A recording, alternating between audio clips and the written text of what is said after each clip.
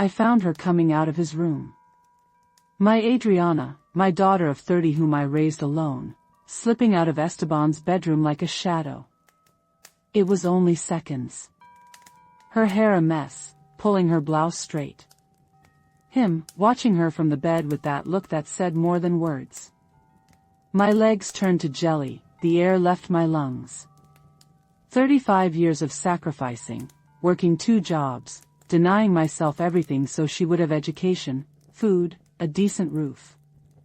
And now this. The glass of water in my hand shattered on the floor. They looked at me, frozen. Their eyes said everything. This wasn't a single moment of weakness. This had been going on. This was betrayal.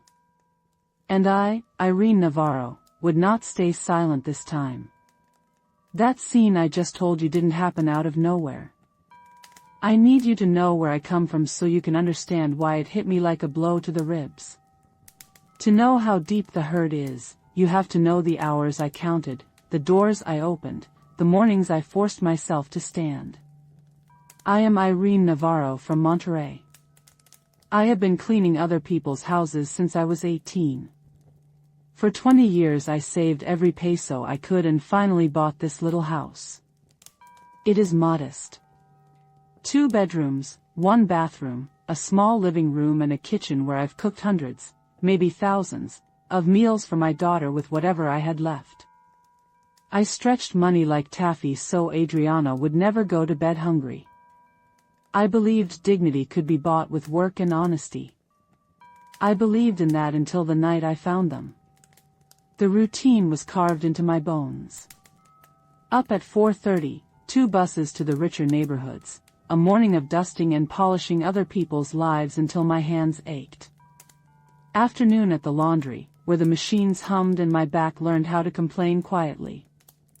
I came home smelling of soap and starch, hands pruned and sore, but proud of the small stack of bills in my bag. I would lay them out on the table and count them like a sacrament. Every peso had a purpose: rent, bread, school books. I believed every sacrifice made me better for her. I believed every early morning bought her a steadier future. When Adriana was 2, her father left. He never came back. No calls, no letters, no money. That absence taught me how to be a parent without help. It taught me how to hold 2 roles with the same hands. I learned early to become invisible in other people's homes and visible only to my daughter. I didn't complain because complaining would waste energy I needed to make ends meet. I smiled because there wasn't room for anything else.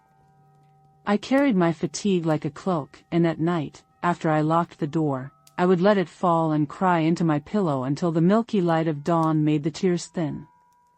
Faith and family were everything to me. My mother taught me that respect, honesty, loyalty, those were not words to decorate a wall. They were rules to live by. I passed that on to Adriana by example and by the small rituals of our life: a cross on the wall, a blessing before meals, a promise to always tell the truth. We had no luxuries, but I told her we had dignity. I told her that dignity was heavier than gold and should be carried carefully. I never imagined dignity could be taken from me by the ones I loved most. This house, my small house, was a fortress I built brick by brick with honest work. I can still feel the weight of the metal box where I kept the deed. I carried it to and from the laundromat when I felt proud, like a talisman. I would touch it before I left for work, as if the cold metal could steady me. The night that cold metal felt useless, I realized property and love are different things. Having the deed did not protect my heart. Sometimes I would sit at the kitchen table after work and trace the cracks in the wall where the paint had peeled. The light from the window would fall on the old photograph of Adriana at 8, smiling with 2 missing front teeth. I kept that picture because it reminded me who I was working for. Recently I had added a photo of the 3 of us: Esteban, Adriana, and me at the park. It seemed like a promise. It felt like a miracle that someone noticed me at last. After a life of being overlooked, of someone paying me only with the next task, Esteban felt like a blessing. I let myself believe in that, perhaps foolishly. I let myself hope that maybe, at 53, I could have a companion who stayed. There were small things that began to poke holes in that belief. Little gestures that made a nest of doubts inside my chest. A look too long. A compliment that lasted in the air longer than courtesy. Adriana's smile when he praised her, a blush I thought was from a woman's gratitude but which now sits in my memory like a coin dropped in water, making rings. I told myself I was imagining things. I told myself that after all I'd given, I owed them the trust of not turning our home into a hunting ground for suspicions. Maybe that was my mistake. Maybe I gave too much peace to a situation that deserved my attention. I learned to rationalize. She is grown, I told myself. She needs space. He is a good man, I said, even when a neighbor whispered differently. I excused the small silences, the hurried exits, the excuses for being too tired. I reasoned away that hollow feeling in my chest because the alternative was admitting a fear that would become a loop of sleepless nights. Denial became an armor. I wore it until the night I saw them. I have a ritual when I come home. I hang my keys on the hook by the door. I take the small crucifix from around my neck and put it in the pocket of my apron. I make the bed, I check the pots, I make sure nothing is out of place. That order kept my anxiety at bay.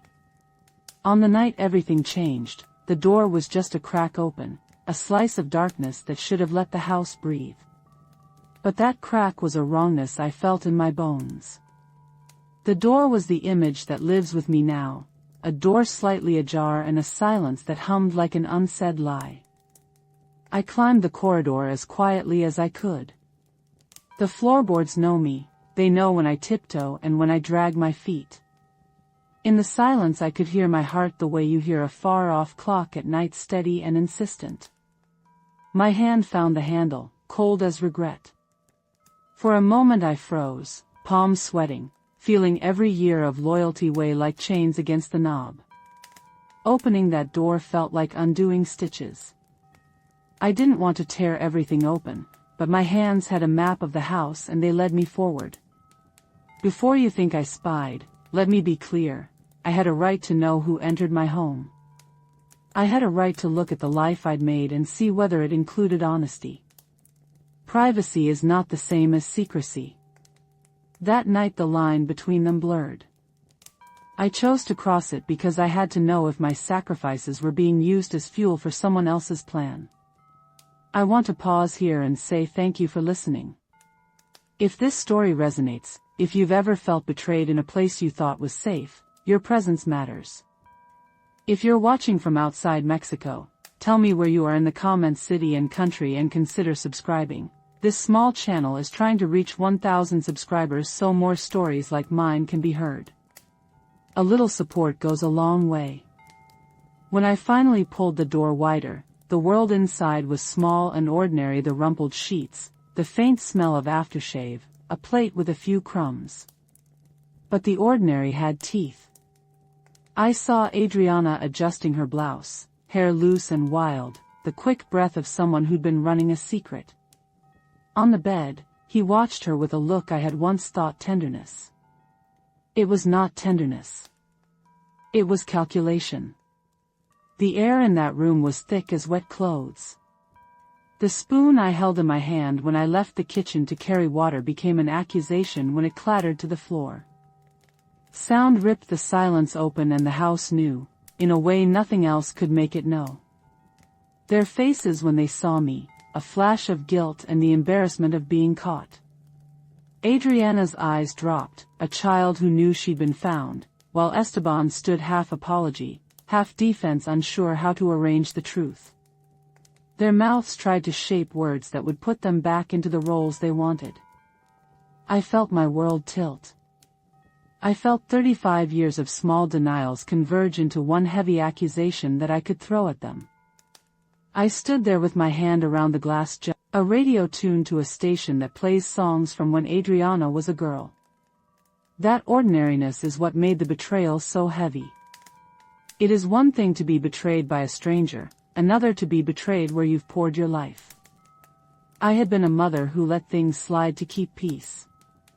I had been a woman who gave her last pesos with a smile. But the night of the glass on the floor changed something in me. I would not be the quiet one anymore. I would not be the soft landing for someone else's selfish decisions. I would not let my house be the stage for my humiliation. Standing there, with the metal box tucked under my arm, I felt an unfamiliar coherence, grief turning into a plan, pain into a perimeter. Irene, I muttered to myself, you will not be invisible any longer. I stayed silent, but not forgotten. 3 months before that night, my life had a steady rhythm. I was 53, tired but steady. I cleaned houses during the week and worked the laundry in the afternoons. Adriana worked as a receptionist at a dental office. We shared bills. The house was small but warm. We both knew how to make a little go a long way. There was a comfort in the predictability, even if it was thin like paper. Sundays were our ritual. I would wake earlier than usual to fry tortillas for kiloquails, the smell of frying corn carrying through the house like a promise. The brown formica table with its 2 mismatched chairs became our sacred place. Adriana would put her phone on the table and play whatever music she liked. I learned to like songs by hearing them with her. Esteban would sometimes join us. At the time I thought of him as a blessing, an unexpected guest who sat politely and said the small things a man says to make a woman feel seen. "Mama, these are the best," Adriana would say with her hand over her mouth when she was full. Esteban would nod and smile too politely. I would watch them and feel a warmth I had not allowed myself to feel in years. To be noticed was like discovering a lost coin. I allowed myself small hopes, a companion to share chores, someone to bring flowers now and then. Simple things. Simple joys. I always gave more. I let her use the bathroom first in the mornings, even if it meant I had to leave earlier for work and hurry. I lent my card when she needed to pay for something urgent at school. I said yes when Esteban asked to stay the night because I was, after long years of solitude, afraid of being alone again. These choices were small negotiations I accepted because family, in my mind, came before my comfort. I told myself I was teaching generosity. On the shelf in the living room sat the old photo of Adriana in her school uniform, grinning without her 2 front teeth. I saw that face often when I left, a talisman of why I did what I did. Beside it, recently, was a new photograph, the 3 of us at the park, a sunlit picture I took as proof that families can be rebuilt at any age. It felt right, like an agreement signed by light. But a few things bothered me. Little behaviors became quiet alarms. The way Esteban lingered at the doorway when he thought I wasn't watching. The way Adriana's laugh sometimes had a clipped edge when she looked at him. Small things, easy to dismiss, but they gathered like clouds. I told myself they were my insecurities. I told myself my age had made me suspicious of normal closeness.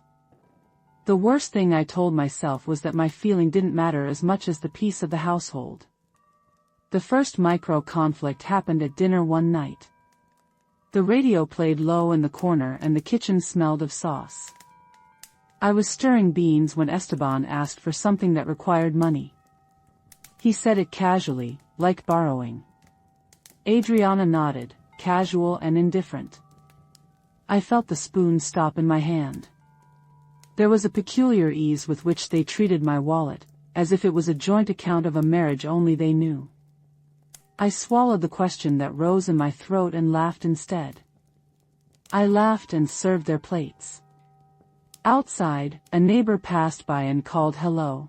Inside, the table remained small and full. Kalei, but no all vied. I remember thinking that phrase silent but not forgotten without saying it. I did not want to be the woman who questioned everything. So I smiled.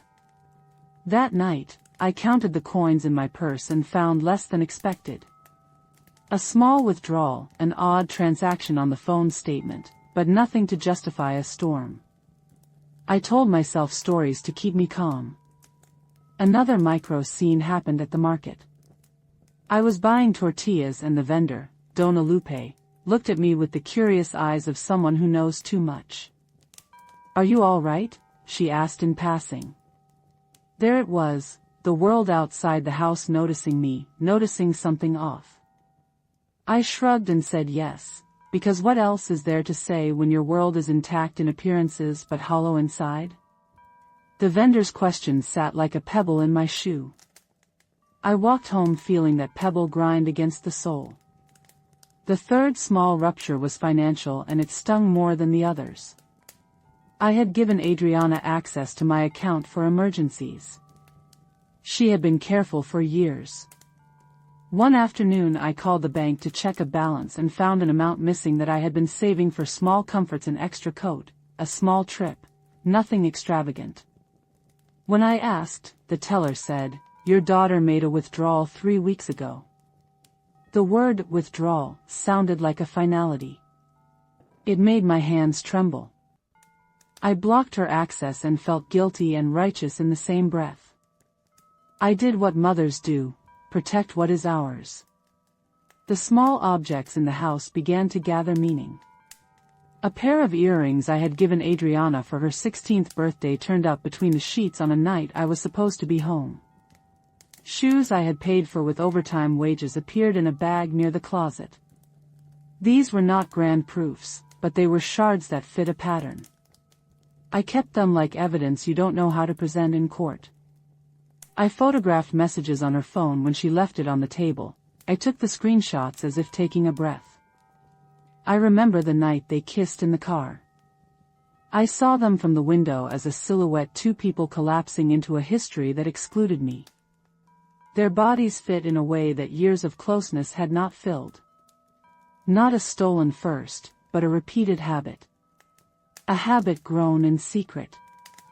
I went to bed that night pretending not to know. Pretending made you complicit in your own erasure. There were small conflicts with neighbors too. Ramirez, who always pretended to be busy sweeping, would stop and stare when I opened the door and the boxes were already out in the yard. He would make small comments like, "People these days." He didn't say names, but you could hear the accusation in the rhythm of his broom. Those public glances became a second pain punishment by silence. By the time the real confirmation arrived, the pendant in my sheets, the late-night car, the messages on the phone, the bruises had been forming for months. Each small scene had been a bruise. Each bruise was a sign that the betrayal was not a sudden storm but a slow leaking. I had lived in dampness and told myself I preferred peace to the thunder of truth. Still, I chose to wait that night. I sat on the couch and watched the house breathe. I held the pendant in my hand like a confession and took pictures of the messages with my own phone. I told myself I would not scream. I would not create a spectacle. I would confront truth with facts. I was careful, cautious, because I had not been careful enough before. And when I finally stood at the threshold of the bedroom and saw them, it was precisely because all the small moments had led me there. The conflict had turned from feeling into evidence. From a whisper into a reality. I had crossed the line of denial. There was no more pretending. I walked into the next room and closed the door behind me. I would not let this pass like water under a bridge. The little signs had been growing teeth. I felt them first as an itch on the skin of my life, a small discomfort I blamed on age or tiredness, and then as a bruise that would not fade. I remember the afternoon Esteban brought those flowers and set them on the table like a payment. The stems were too straight, the vase too clean, and I watched them as if they were strangers in my house. I was stirring beans when Adriana laughed in the hallway and the sound hit me wrong. A neighbor watched more closely than I did. Donna Lupe from the corner store started greeting me with eyes that asked questions I did not want to answer. "All right, Mija," she'd say, and I would answer yes. The broom of Senor Ramirez would pause as he pretended to sweep. Those small public shocks piled up, a stare in the market, a whisper while passing the gate. Community is a mirror, it reflected me, but it also showed me the cracks. Kalei, mas neo skc. Micro scene 2. The misplaced pendant. It should have been a private object. Adriana's small gold hoop I had saved for when she was 16 and glad to have given. I found it between the sheets of my bed on a plain Wednesday while changing linens after work. I stood there, the sheet held mid-air, and the hoop flickered like an accusation in the lamplight. I remembered the day I'd bought it, counting coins at night, thinking of her smile. That smile rose in my memory, and in its place a cold realization: her things did not belong here. I did not confront them that night. I folded the sheet tight as if tucking away a secret and put the pendant in a small box that I left under my pillow. It felt like evidence in a case I did not yet know how to try. Silence had protected me for years, silence had also hid betrayal. I balanced on that line, stepping carefully because I feared destroying what was left. Micro scene 3. The whispering couch. There was a Sunday when I made chilaquiles and the house smelled like frying corn and tomatoes. The radio played softly and Esteban lingered at the doorway, his shadow long across the brown formica. He complimented my cooking with that too polite smile that did not reach his eyes. Adriana laughed and reached across the table for more salsa. The three of us sat there like a staged photograph. After the plates were cleared, I stacked them and watched. Esteban's hand brushed Adriana's arm, not a fatherly touch, not even a casual one, and she didn't flinch. For a moment my heart became a stone in my chest. People who are used to being invisible learn to catalog small slights. I had been cataloging for months without admitting the pattern out loud. Kalei, mas neo skc. Each of the micro scenes tightened a rope around me, not to trap but to hold, to remind that I had the right to stand. Denial had been my treaty with a life that barely afforded me peace. I negotiated daily, comfort for quiet, stability for submission. But bargains have an expiry date. In the evenings, I found myself watching their comings and goings like a neighbor watching weather. Esteban's excuses multiplied overtime at the factory, a friend's trouble, the typical stories men tell when they have something to hide. Adriana took to closing her bedroom door more often, leaving the house with a kiss that smelled unfamiliar for the first time. I tried to name it, call it independence, call it youth, but names did not change the way my hands shook when I opened my purse. The house, my small fortress, started to feel porous. The air itself gathered a wrongness that settled on the furniture like dust. The photograph of Adriana with her missing front teeth sat on the shelf and looked smaller somehow. I touched the metal box with the deed and felt the cold of the metal, as if the house needed the proof of ownership to stay loyal to me. I could have made a storm then. I could have asked the blunt questions that break people open or put them back together. Instead I practiced patience, because life had taught me the cost of raising my voice. But the cost of silence might be higher. A message lit up on Adriana's phone as I passed the table one afternoon. The preview said, "Can't wait to see you tonight." It was from Esteban. The light of that sentence burned through every excuse I had mustered. My fingers tightened into a small fist under the fabric of my apron. I put the phone down and walked away. It was not ignorance anymore. It was evidence that sat in the middle of the table and laughed quiet, electric laughter at me. I felt the floor shift under my feet. I waited for the moment that would force me to act. I could no longer pretend the paper-thin piece of our house was real. And then came the night when the door was slightly ajar. I knew I could not keep standing on the threshold of doubt forever. I crossed the hallway. It was 2:17 a.m. when the house announced itself again, this time with movement. I was awake because grief keeps its own clock and because something in the house always makes a sound at that hour. The floorboard near the front door gave a small complaint, a note out of place. My hand found the edge of the blanket and I held my breath as if air could give me courage. From the small gap at my bedroom door I watched a shadow slide down the corridor, Adriana's shape, barefoot, a t-shirt hanging loose. She moved like someone who practiced silence. My throat closed. I counted slowly, the numbers a rope I tried to not let snap.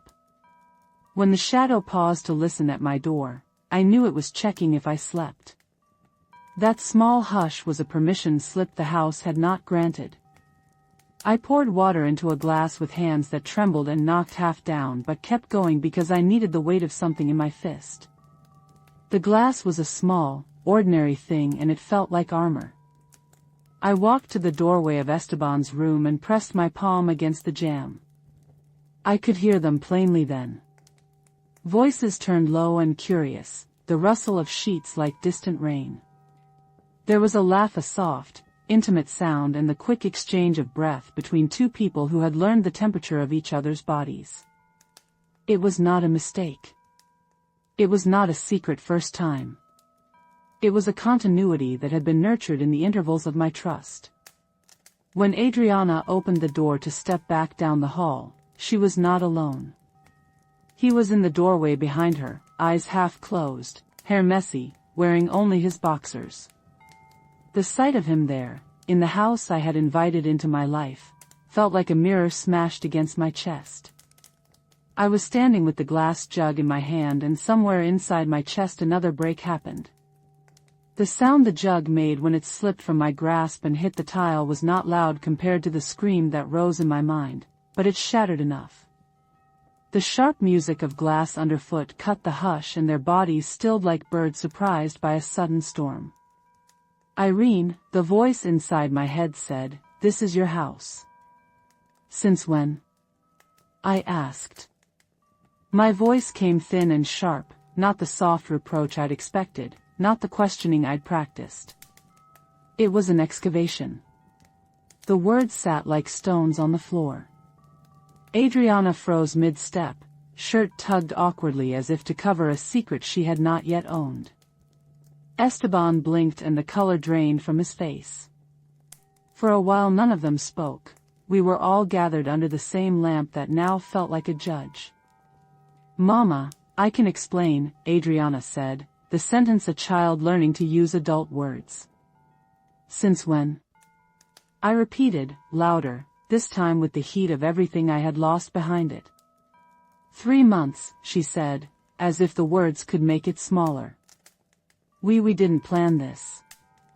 It had been 3 months of my life eaten, 3 months in which my trust acted as a bridge they used to move across to each other. The word love spilled too easily from her mouth, as if it could wash away the hours when she used my money, the nights she came and went, the times she lied. Esteban stepped forward a fraction, an apology shaped like a puppet. "Irene, please, we didn't mean to, don't you dare step closer," I said. My knees threatened to buckle and I remembered the times I had held my daughter through fevers and nightmares. The memory was a knife and a bomb at once. "Don't you dare." I turned my back on them and shut the bedroom door with a deadbolt's click. The sound was small but irrevocable. I sat on the edge of the bed and pressed my hand to the cold metal box where the deed was kept. The weight of the paper inside steadied me like a promise. For a long time I heard them speak through the wall, murmured regrets, then the familiar choreography of guilt and denial. Their voices turned into a dull radio and eventually stopped. I lay awake in the dark listening to everything I had built unspool like thread. Memory came in splinters. I saw a toddler with fever, a small hand in mine that once fit so perfectly. I saw nights of counting coins, of skipping meals so she could buy shoes for school, of ironing uniforms and washing other people's laundry to pay for her books. I saw I would not let this house be their stage any longer. I opened the drawer where I kept my important papers and pulled out the bank statements, the copies of receipts, the little notebook where I had once scribbled savings goals. For the first time in a long while I was looking not only at pain, but at proof. I took photos with my phone, hands steady despite everything. I saved messages. I made sure I had time-stamped evidence. I moved like someone who had learned to gather support before a storm. Kalei, mas neo skc.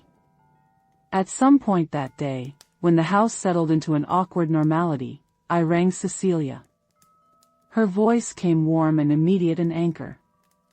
"Come by after lunch," she said without asking why. "Bring whatever you can. We will think this through."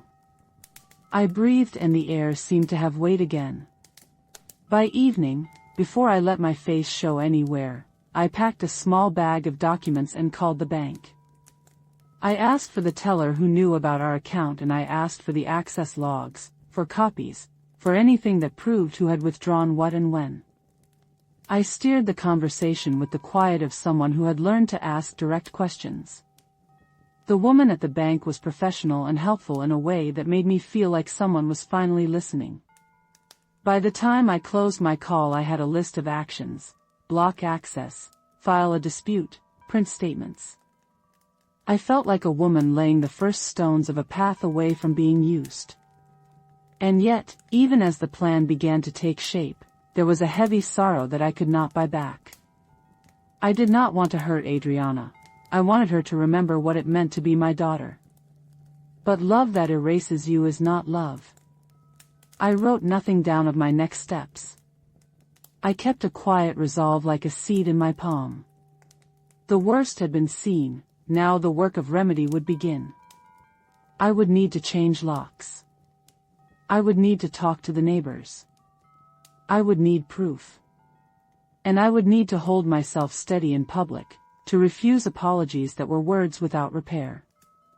I would not be silent.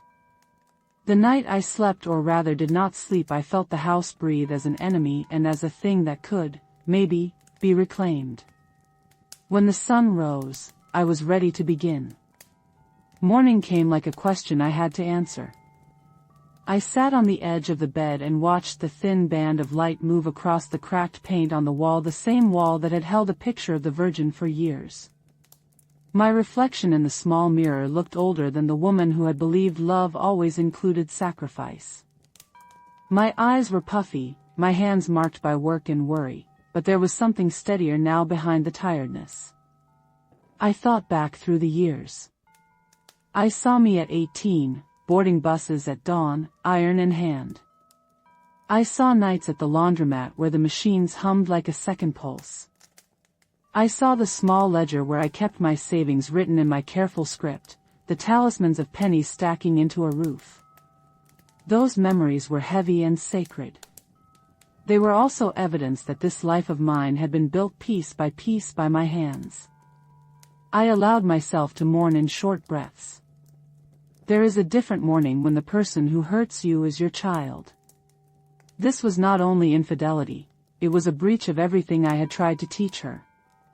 The grief came with the weight of wasted trust and the knowledge that my generosity had been used as currency. But dwelling would not restore my accounts or my dignity. So I began to craft a plan in small, precise acts. First, proof. I went through the messages on Adriana's phone, the messages she had left unlocked on the table when she ran out earlier that day. My fingers were firm. The threads were clear: dates, times, plans. Esteban's messages were there too, brazen in their sarcasm, referring to me in ways that made my stomach heave. I took photos of each conversation, numbered them, and backed them up to the cloud. The ritual of saving felt like stitching a wound closed. I kept the pendant I had found folded in the small box under the pillow. It felt like a literal, small thing of value returned. I made a list of bank withdrawals, cross-checked them with receipts I found in Adriana's closet, and copied anything that looked like proof of purchases. My hands moved with purpose. For the first time in months, my mind cleared around an objective. Kalei, mas neo skc. Second, I secured the house.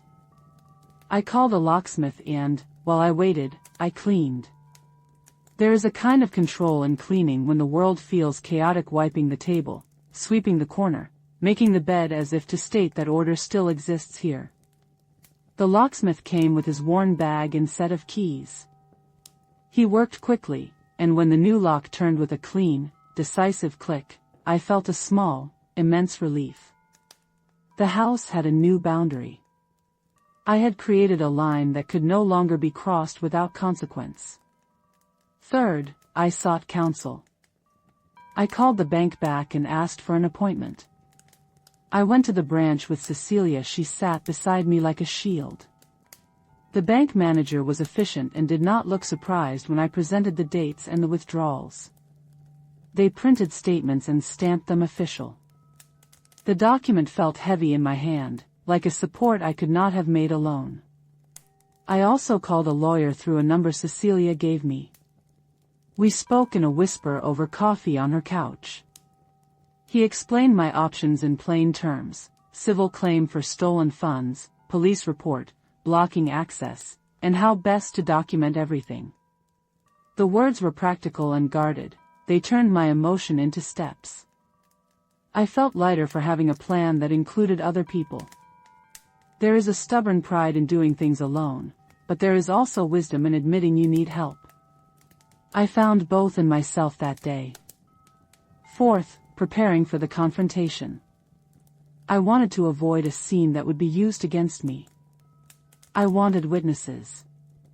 I thought of the neighbors who had watched in silence, of Dona Lupe's eyes, of the men sweeping their stoops. Public truth is sometimes harder to twist than private apologies. I planned to bring the evidence forward in a way that could not be gaslit later. But first, there were practicalities: change account passwords, remove Adriana's authorization, and make a list of items bought with my card. I printed everything and put copies in an envelope. I wrote a short list of the things I would say, clear, concise, unadorned. The plan was not to theatrically punish but to reclaim what was mine and to set boundaries that would prevent further hurt. There were smaller acts of boundary too.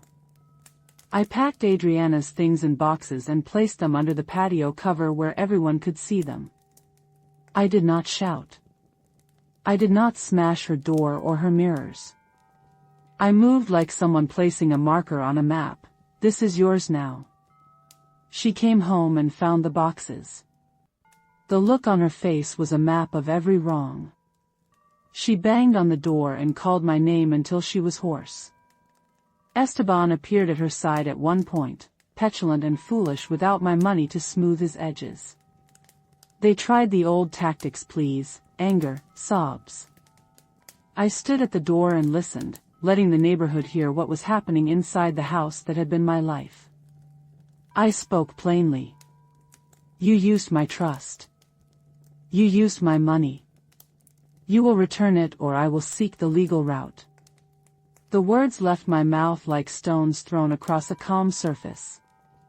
The ripples were shame and then calculation. Adriana spat that I had controlled her life, that I had always been trying to keep her small. She said things that echoed with a child's cruelty and an adult's entitlement.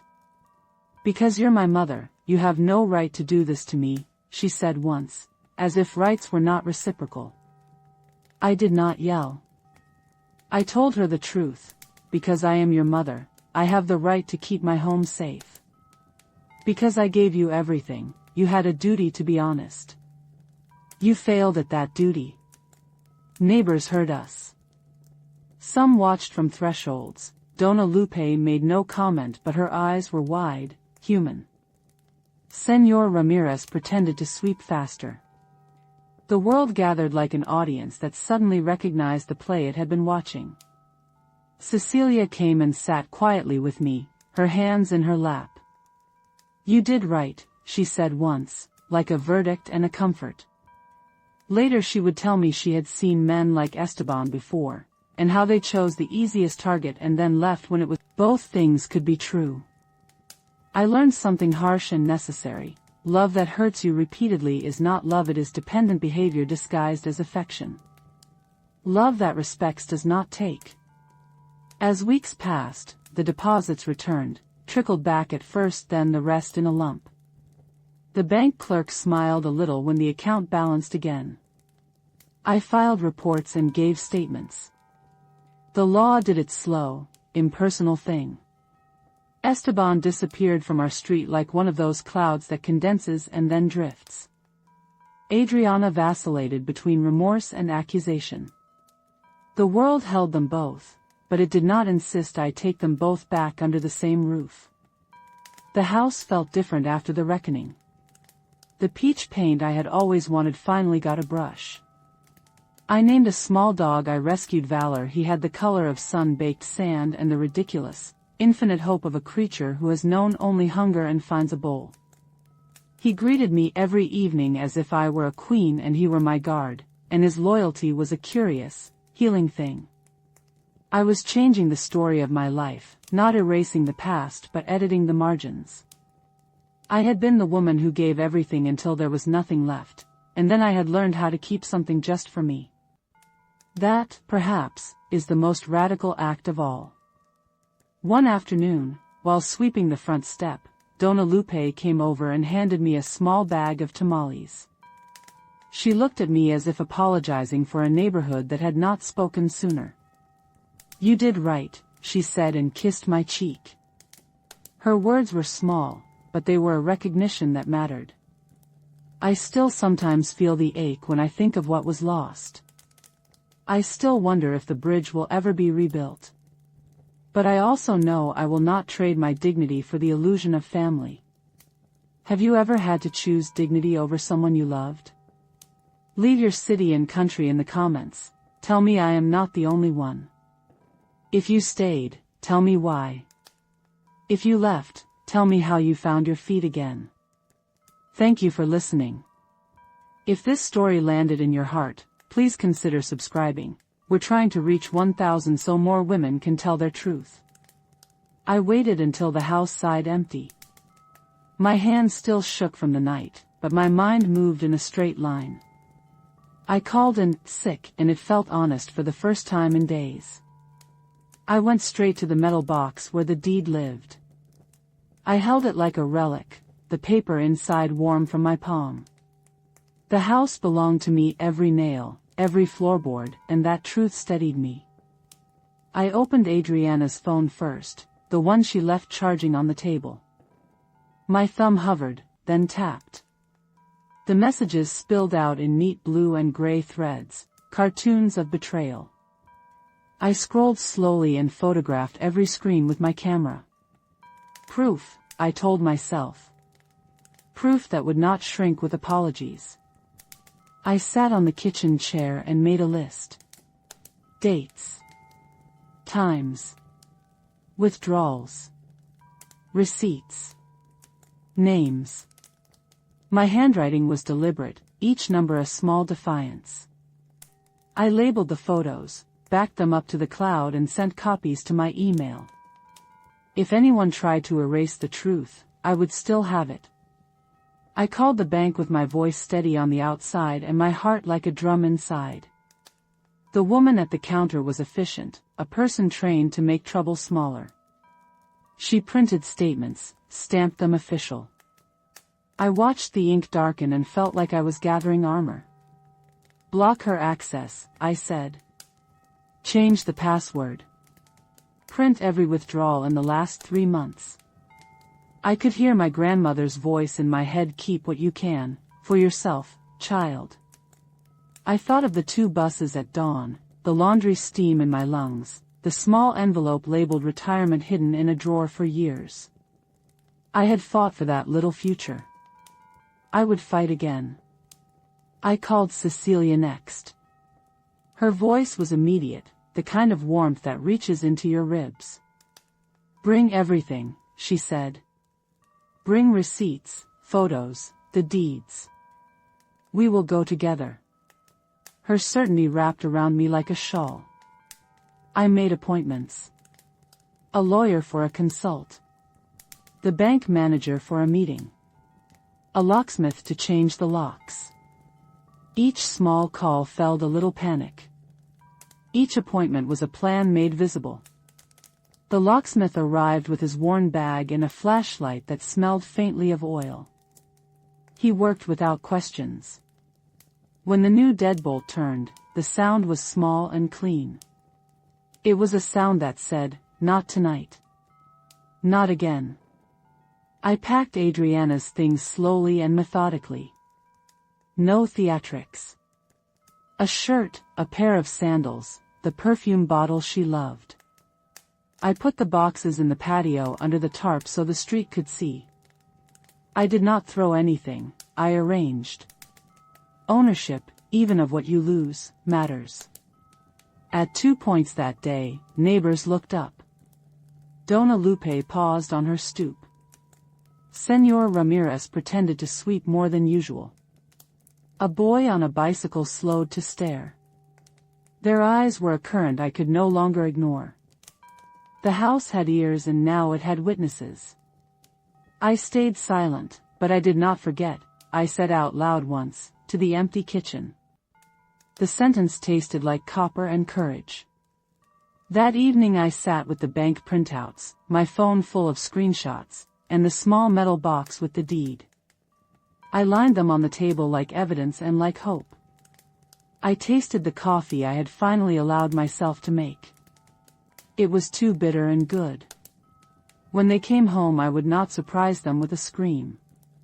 I would show them what I had found. I would let the world see how careful they had been at hiding. The neighborhood would hear. The bank would know. The law would listen. I placed one photo on the table and looked at it until the edges blurred. I thought of the little girl Adriana had been, the one with the front tooth missing in the school picture on the shelf.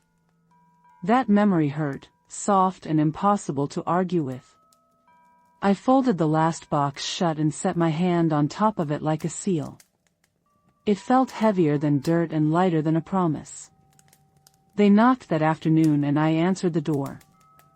I left the boxes where everyone could see them. The house had a new boundary, and I was standing on the other side. I waited for them to speak. They arrived in a rush of noise and excuses. Adriana's voice was high with anger and surprise. Esteban's jaw was tight, the practiced casualness of a man who thinks fate is negotiable. Neighbors drifted to doors and windows like a slow tide. I opened the door but did not step aside. My chest was quiet. My hands folded around the deed in my pocket as if it were a talisman. The boxes in the yard looked absurdly small, like suitcases of a life they had already decided to leave behind. "Mama, you're overreacting," Adriana started, her voice too bright. She looked expensive in the way her nails caught the light. Esteban stood behind her with that thin, rehearsed smile of his. "Overreacting?" I repeated. My voice was calm enough to scare myself. "You slept with my boyfriend under my roof. You used my money to buy things you could not afford. You called me, the old lady, in messages." Adriana's face flickered. For a second I saw the child she had been. Then the mask snapped back on. "You are making things dramatic," she snapped. "I needed help." "You never let me, you needed help," I said. I spread the bank statements on the small table by the door and held up my phone with the messages displayed. "You took almost half my savings, Adriana. You transferred money. You bought things with my card. You planned to go." The messages were undeniable: dates, names, plans. Esteban's words about waiting a few months until they had enough were clear as daylight. I watched Esteban's face drain. He found that old, human reflex, palm going to mouth. His courage disappeared like steam. A neighbor cleared her throat. Donna Lupe crossed the street and stood with her arms folded. Cecilia appeared at my side, like she had been there for years. For a long while I listened to the quiet the way one listens after an alarm has stopped ringing. The silence had teeth. 2 days later the transfer hit my account. The bank clerk smiled in that small way people smile when balance is restored on paper. But paper cannot mend the nights I had spent awake. Paper couldn't stitch the little girl with the missing tooth in the photo back into the woman who had lost so much trust. I put the money in a new envelope labeled retirement and placed it in a different drawer. The act felt like burying and planting at once. They called a week later. Adriana left messages that sounded like apologies rehearsed in the dark. I read them and deleted them. I did not answer until the money was there. When it arrived, when the numbers lined up on the bank printout, the victory tasted less like triumph and more like salt. I had made them see. I had used small, ordinary things, receipts, messages, the deed to make a truth stick. But seeing did not mean forgiving. And it did not mean the house felt the same. 3 months passed with the kind of slow patience that leaves a person changed. 3 months later, the house felt mine again. The peach paint I had wanted for years finally softened the walls. The kitchen lights seemed less like an interrogation and more like a promise. I rescued a little dog from the street, a sun-colored thing who wagged like it had swallowed hope. I named him Valor. Adriana paid back every peso. She wrote a brief note, lo siento, and nothing more. We met once a month in a small cafe by the market. We ordered coffee and spoke in surface phrases, like two people sorting different clothes into separate drawers. She is somewhere finding her life without me. Esteban? He left the street like a bad smell. Cecilia told me he found another door to knock on. I went back to work. I swept, folded, ironed, and in the rhythm of other people's homes I found mine again. I started a new envelope for retirement and I fed it every week. Each coin felt like a small reclaiming. Each night when Valor curled at my feet, I felt less alone and more guarded. The wounds are still there. I look at old photos and the ache is a live thing. But I do not lie down under it anymore. I learned the hard lesson that love without respect becomes permission for abuse. I also learned that setting a boundary can be the kindest thing you do for the person you once were. People asked if I forgave. I forgave the girl who made a bad choice. I forgave my own softness. I did not forgive the betrayal. Forgiveness is not a ticket to forget. If you are watching this and your heart is breaking with a choice between dignity and love, know this: your dignity is not a thing to bargain with. Your limits are not cruelty. They are preservation. Have you ever had to choose your dignity over someone you loved? Tell me where you're from in the comments, city and country. Share your story if you want others to know they are not alone. If this story touched you, please subscribe. We are trying to reach 1,000 so more women can tell their truth and feel heard. Thank you for listening.